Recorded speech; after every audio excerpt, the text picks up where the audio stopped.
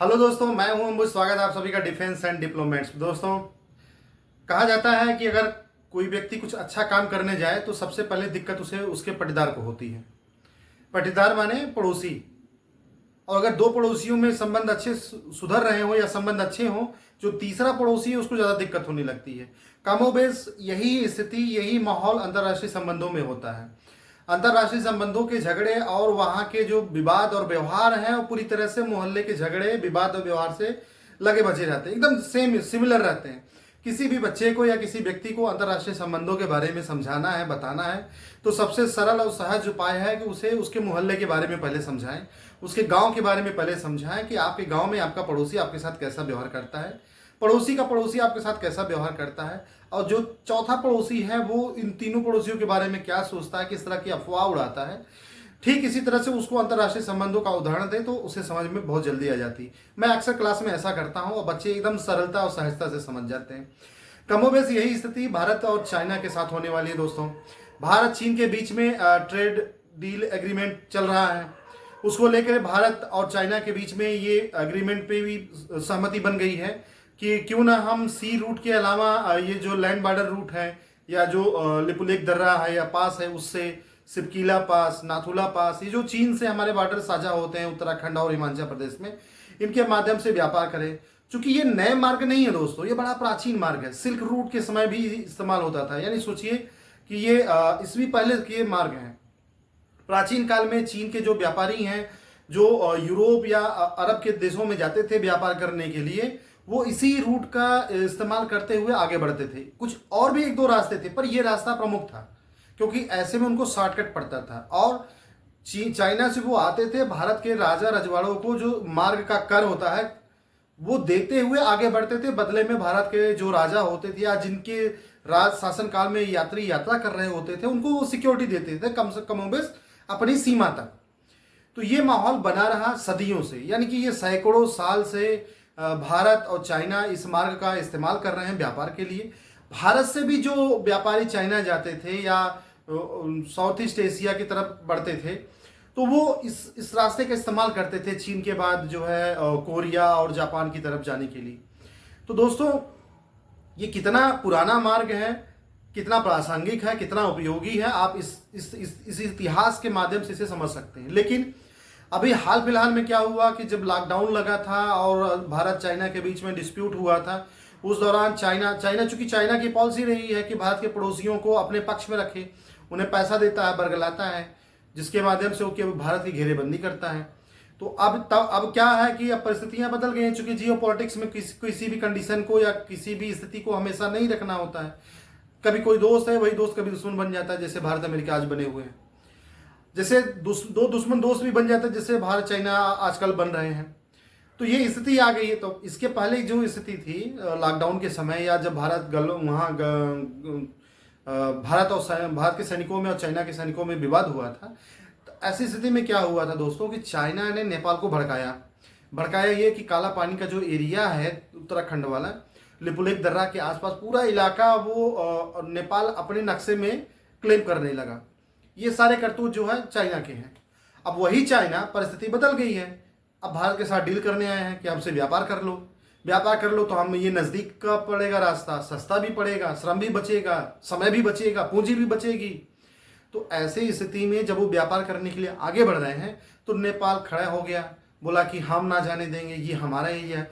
जबकि वो नेपाल का बिल्कुल भी नहीं है दोस्तों, बिल्कुल कोई नामो निशान नहीं है नेपाल का वहाँ। फिर भी चूंकि नेपाल को चाइना ने पहले चढ़ा बढ़ा रखा था। नेपाल क्या करता है दोस्तों कि वो जो है खुद को बफर स्टेट की तरह ट्रीट करता है। कभी भारत के पक्ष में रहेगा, कभी चाइना के पक्ष में रहेगा। जिधर से मोटा गड्डी मिल जाए रुपए की, वो उधर घूम जाता है। असलियत ये है कि भारत के साथ उसके सांस्कृतिक, धार्मिक, एथनिक और राजनीतिक संबंध है, आर्थिक संबंध है। चाइना से उसके संबंध इधर बीच कुछ वर्षों में सुधरे हैं, जबकि भारत के साथ उसके प्राचीन काल से हिस्टोरिकल रिलेशनशिप है।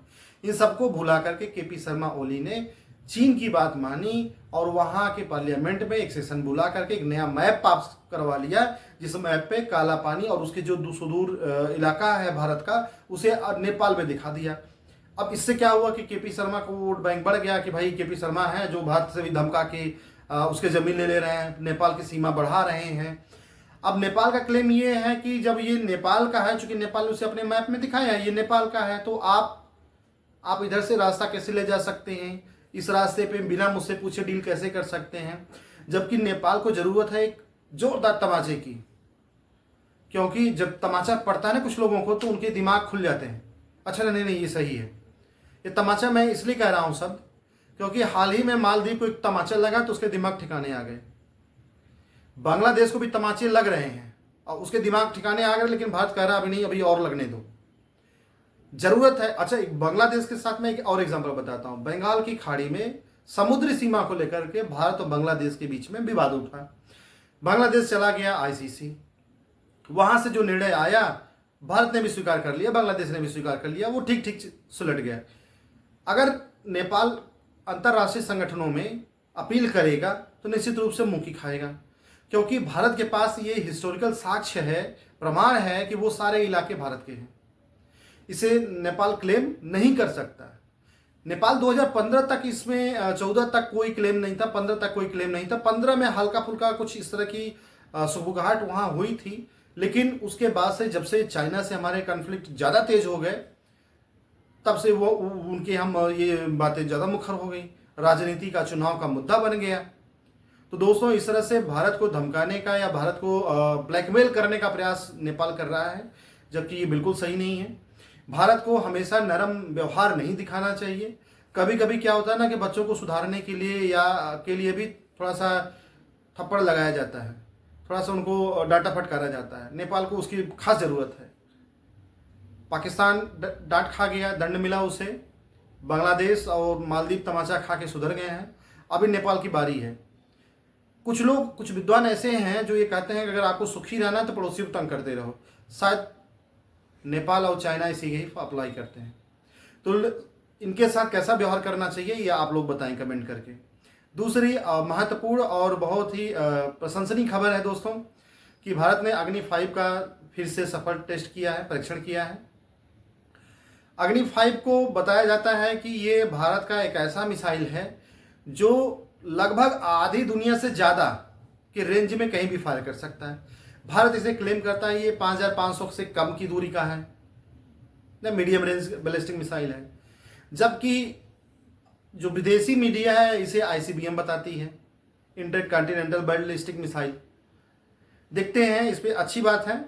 भारत हमेशा से अपने मिसाइलों के हथियारों की जो क्षमता है उसे कम करके बताता है, कभी ज़्यादा करके नहीं बताया, उसे हमेशा कम करके बताता है। तो भारत अभी भी हो सकता है कम करके बता रहा हो, उनका डर जायज़ है।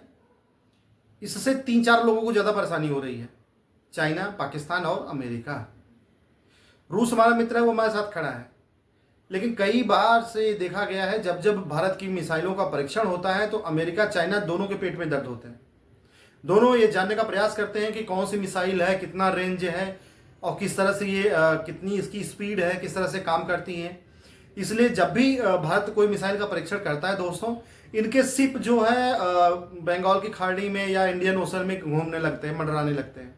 ये क्या होता है कि जैसे नो टाइम वार्निंग जारी किया, तो नो टाइम वार्निंग से क्या होता है कि जितने दूरी का हम नो टाइम वार्निंग जारी करते हैं उससे ये पता लग जाता है कि हम कितने लॉन्ग रेंज की मिसाइल का परीक्षण करने वाले हैं। तब ये लोग क्या करते हैं, ये तो अंदाजा लगा लेते हैं कि लॉन्ग रेंज का, पर उसकी स्पीड के बारे में ये पता करना चाहते हैं कि इसकी स्पीड कितनी है।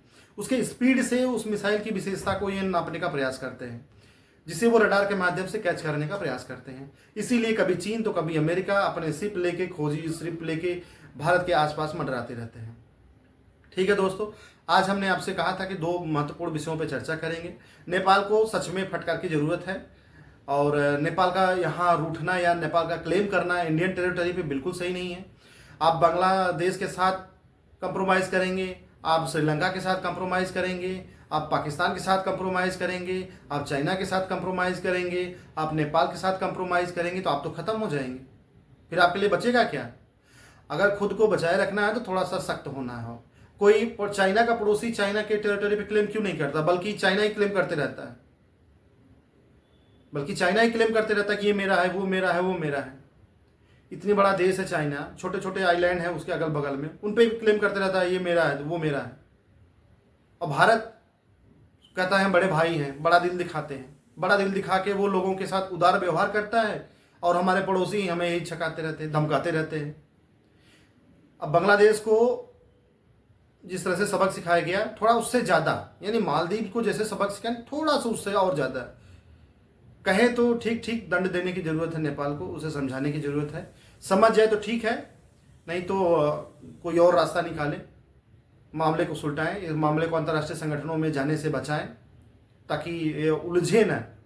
चूँकि ये अच्छा मौका मिल जाएगा अमेरिका को। जैसे ही नेपाल कहीं अंतर्राष्ट्रीय संगठनों पर क्लेम करेगा, अमेरिका तुरंत उस पर खड़ा हो जाएगा, उसके पीछे पीछे हाँ हाँ तुम चलो, मैं तुम्हारे साथ हूँ, क्योंकि इस समय अमेरिका तो भारत से खार खाया हुआ है। तो दोस्तों मुझे लगता है भारत सरकार को इस विवाद में नहीं पड़ना चाहिए, बातचीत करके सुलझा लेना चाहिए, नहीं समझे तो कान के नीचे लगाना चाहिए। ठीक है दोस्तों, और कोई सूचना मिलती है, इस पर अपडेट मिलता है तो हम उसका एनालिसिस करेंगे, तथ्य आप तक रखेंगे। आप हमारे वीडियो को देखिए, लाइक करें, सब्सक्राइब करें। धन्यवाद।